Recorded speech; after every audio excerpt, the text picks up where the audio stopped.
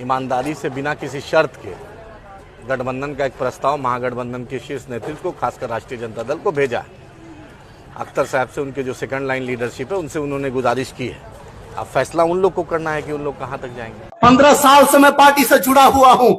किसी ने कहा मौलाना इस पार्टी को वोट देने से, अख्तर साहब आए उनको वोट देने से आपको क्या मिलेगा, या फिर एमएलए में कोई आ जाए उनको वोट देने से आपको क्या मिलता है। आप कांग्रेस में आ जाइए, आरजेडी में आ जाइए। मैंने कहा मैं हाय आदाब सलाम नमस्कार सत श्री अकाल, मैं रोशन कुशवाहा और आप देख रहे हैं times of Sitamarhi. Times of Sitamarhi में आपका स्वागत है। बहुत सारे हमारे भाई लोगों का कमेंट्स आ, जब आरजेडी महागठबंधन में ऑल इंडिया मजलिस इत्तेहादुल मुस्लिमीन को शामिल करने वाली है ही नहीं, तो फिर अख्तरुल ईमान साहब, आदिल हसन साहब क्यों प्रस्ताव भेजे। उनको भी मालूम था कहीं ना कहीं कि आरजेडी अपने गठबंधन में ऑल इंडिया मजलिस इत्तेहादुल मुस्लिमीन को शामिल नहीं करेंगे। तो मैं आपको बता दूं, और पहले भी मैं आपको वीडियो के माध्यम से बता चुका हूं, लेकिन फिर भी आप लोगों को मैं बता दूं क्या होता है कि जैसे 2020 के विधानसभा चुनाव हुए थे, जिसमें 19 सीटों पे ऑल इंडिया मजलिस इत्तेहादुल मुस्लिमीन चुनाव लड़ी थी, जिसमें 5 विधायक उनके कामयाब हुए थे। और उसके बाद आरजेडी की करारी हार हुई थी सीमांचल में। मात्र आरजेडी 18 विधानसभा सीट की चुनाव लड़ी और उसमें मात्र 1 विधानसभा सीट जीत कर आए। जिसके बाद क्या हुआ, आरजेडी सारा ठिकरा जो है वो ऑल इंडिया मजलिस इत्तेहादुल मुस्लिमीन पे फोड़ा, यानी ओवैसी साहब पे फोड़ा कि इनकी वजह से हमारी सीट कम हो गई, नहीं तो आज हमारी सरकार होती।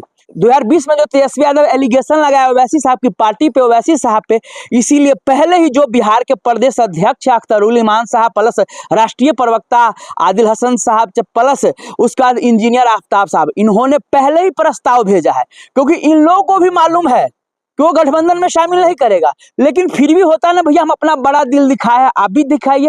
हो सकता है अगर 1 मिनट के लिए कर लेते हैं गठबंधन में शामिल, तो हो सकता है इस बार जो विरोधी ताकत है भाजपा, उसको हराने में हम लोग कामयाब हो जाएंगे। तो ये इसलिए प्रस्ताव भेजा है, कल को आरजेडी गठबंधन फिर हारे तो ये ठिकरा ना फोड़े कि ऑल इंडिया मजलिस इत्तेहादुल मुस्लिमीन की वजह से हम हार गए हैं। इसीलिए पहले आरजेडी की तरफ से तो कोई प्रस्ताव नहीं आया, लेकिन हम अपना प्रस्ताव भेजे बड़ा दिल दिखाते हुए। आदिल हसन साहब ने भी कई बार कहा है, आप आदिल हसन साहब की भी सुनिए कि आखिर क्यों उन्होंने आरजेडी महागठबंधन को प्रस्ताव भेजा। गठबंधन का हमने अख्तरुल ईमान साहब ने, एमआईएम ने, ईमानदारी से हमने प्रस्ताव रखा है महागठबंधन को। हम चाहते हैं कि भाजपा हारे। कल ये नहीं कोई बोले कि एमआईएम के चलते ये हार गई वो हार गई। हमने ईमानदारी से बिना किसी शर्त के गठबंधन का एक प्रस्ताव महागठबंधन के शीर्ष नेतृत्व को, खासकर राष्ट्रीय जनता दल को भेजा है। अख्तर साहब से उनके जो सेकंड लाइन लीडरशिप है उनसे उन्होंने गुजारिश की है। अब फैसला उन लोग को करना है कि उन लोग कहां तक जाएंगे। तो आपने देखा, साफ कहना था कल को भैया आरजेडी महागठबंधन की सरकार नहीं बिहार में बनेगी, उसके विधायक नहीं जीत कर आएंगे, वो हारेंगे, तो ये ठिकरा ऑल इंडिया मजलिस इत्तेहादुल मुस्लिमीन पे ना फोड़े। ये साफ साफ आदिल हसन साहब का कहना है। इसीलिए आप लोगों को अब मालूम होना चाहिए। और जैसे ही अभी एक सप्ताह का अल्टीमेटम दे चुके हैं आदिल हसन साहब, अगर 1 सप्ताह में नहीं कोई डिसीजन आता है तो फिर ऑल इंडिया मजलिस इत्तेहादुल मुस्लिमीन अपने तरीके से अपना प्रत्याशी उतारेंगे। वैसे भी ऑलरेडी 2 जगह प्रत्याशी घोषित हो ही चुका है, बहादुरगंज और ढाका। अब रहा बात कि आरजेडी, आखिर रीजन क्या है, आरजेडी क्यों हार जाती है, कारण क्या है। एक तो यह है कि आप सभी दल के साथ गठबंधन करते हो, लेकिन ऑल इंडिया मजलिस इत्तेहादुल मुस्लिमीन से पता नहीं जो अछूत है। जिस तरह से बिहार में आप देख रहे हैं ऑल इंडिया मजलिस इत्तेहादुल मुस्लिमीन के चारों तरफ डंका बज रहा है। पहला ये है। दूसरा ये है कारण हारने का आरजेडी का, कि आरजेडी के जो कार्यकर्ता है वो भैया सरकार बनने से पहले, उसके विधायक जीतने से पहले ही वो लोगों को कहते इस बार हमारा भैया का सरकार बनने दो फिर हम दिखाते हैं। जी हाँ, ये आरजेडी कार्यकर्ता का कहना कि इस बार हमारे भैया का सरकार बनने दो तो दिखाते हैं, यानी आरजेडी को जो भी वोट देने वाले होते हैं वो पहले ही हरक जाते हैं। और यही कारण है, मैं 2024 के लोकसभा का भी ओपिनियन बताया था कि भैया ये सीटें हार रही है और वही फाइनल हुआ।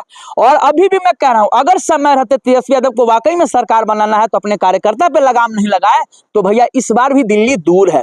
देखिए अभी एक सोशल मीडिया पे एक उसके कार्यकर्ता कैसे वीडियो जो है बहुत तेजी से वायरल हो रहा है। आप थोड़ा सा ये वीडियो सुनिए। आप मेरा तेजस्वी को राज आ जाएगा ना तो एगो छोड़ जात के तनिको हम लोग नहीं लगाते हैं, लेकिन अभी भाग मनाइए कि गठबंधन होकर के मोदी इधर उधर कर दिया, वो से हम लोग के तनी मुड़ी लिया हो गया है ना, तो बढ़िया बढ़िया को हम लोग तोड़ देते हैं बाजार में।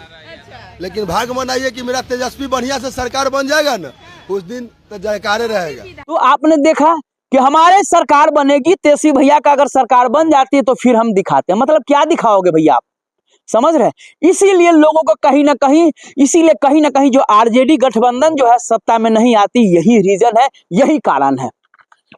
विशेष हम बात कर रहे थे ऑल इंडिया मजलिस इत्तेहादुल मुस्लिमीन का, तो खैर सब पार्टी का अपना अपना होता है, आरजेडी अपना समझे क्यों नहीं आ रही है ना, लेकिन ऑल इंडिया मजलिस इत्तेहादुल मुस्लिमीन है, उन्होंने पूरी तैयारी कर ली है कि गठबंधन में लिए तो भी वाह है, अगर नहीं लिए तो भी बल्ले बल्ले है।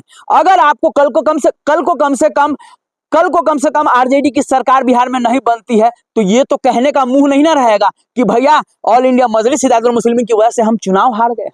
एक मौलाना साहब है किशनगंज के, जो साफ कहते हैं कि भैया ऑल इंडिया मजलिस इत्तेहादुल मुस्लिमीन हारे या जीते हमें उससे कोई लेना देना नहीं, लेकिन हमारा वोट ऑल इंडिया मजलिस इत्तेहादुल मुस्लिमीन को जाएगा। 15 साल से मैं पार्टी से जुड़ा हुआ हूं।